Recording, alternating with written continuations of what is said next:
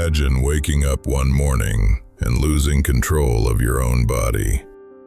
Your hands begin to shake. Your muscles twist uncontrollably. You scream words you don't understand. Your family watches in horror. Your neighbors become afraid. And instead of calling a doctor, they call a priest. For centuries, people believed these terrifying symptoms had only one explanation: demons. Not illness, not trauma, not the human mind, but something evil living inside a person's body. And what happened next was often more frightening than the symptoms themselves. This is the terrifying history of exorcism. Today, exorcisms are often associated with horror movies, spinning heads, dark rituals, possession by demons. But long before Hollywood existed, exorcism was a very real part of life. Across Europe and beyond, thousands of people were believed to be possessed. Some were children, some were monks and nuns. Some were ordinary people who suddenly began behaving in ways nobody could explain. And in a world without modern medicine, supernatural explanations often seemed like the only explanations. To understand why, we need to travel back to a time when demons were considered just as real as disease. Part 1. How someone became possessed. The signs could begin suddenly. A person might start screaming without reason. They could suffer violent convulsions. They might hear voices, speak incoherently, refuse food, or behave in ways their family had never seen before. Today, many of these symptoms could be linked to neurological disorders, mental illness, trauma, or severe stress. But medieval people had no understanding of these conditions. When something couldn't be explained, supernatural forces filled the gap, and demons became the answer. The more unusual the behavior became, the more convinced people were that something evil had taken control. Fear spread quickly, especially when entire communities witnessed the same events. Part 2. The Exorcist. When possession was suspected, a priest was often summoned. Not every priest could perform an exorcism. The ritual was considered serious and dangerous. The exorcist would arrive carrying religious texts, holy water, relics, and prayers specifically designed to confront evil spirits. Many believed the priest was entering a battle, not against a person, but against an invisible enemy. Witnesses described long rituals lasting hours, sometimes days, sometimes even weeks. The goal was simple: force the demon to leave, no matter how long it took. Part 3. What an exorcism looked like. The reality was often disturbing. The possessed person might be restrained. Prayers were repeated over and over. Holy water was sprinkled across the room. Religious objects were placed against the body. Questions were directed at the supposed demon.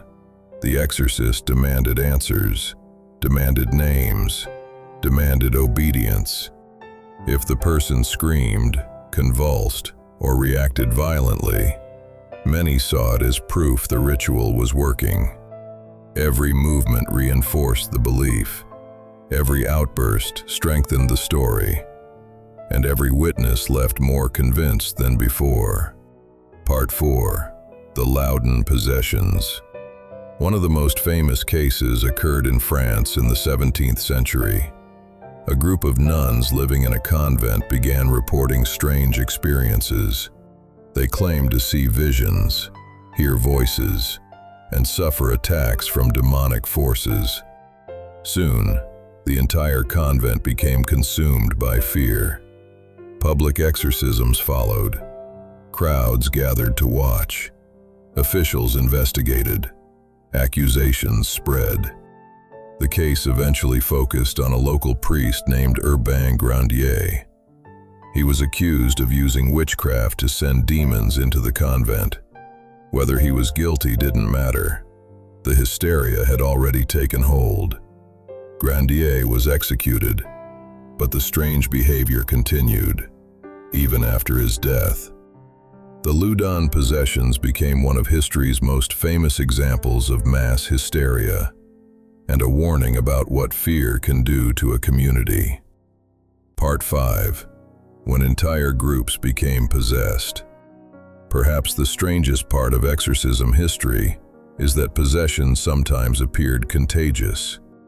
Entire groups reported identical symptoms: convulsions, screaming, visions, uncontrollable behavior. Today, psychologists often describe these events as forms of mass psychogenic illness, a phenomenon where fear, stress, and social pressure can spread symptoms through a group. But centuries ago, the explanation seemed obvious. If one demon could possess one person, why couldn't many demons possess many people?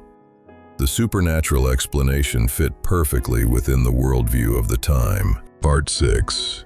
What science says today.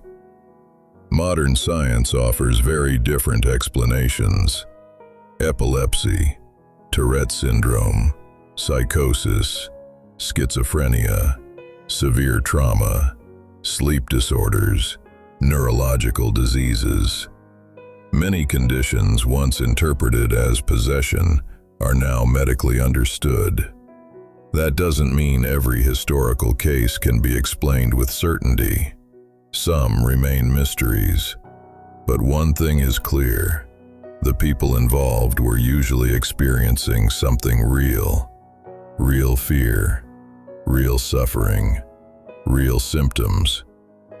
The misunderstanding came from how those symptoms were interpreted. Conclusion.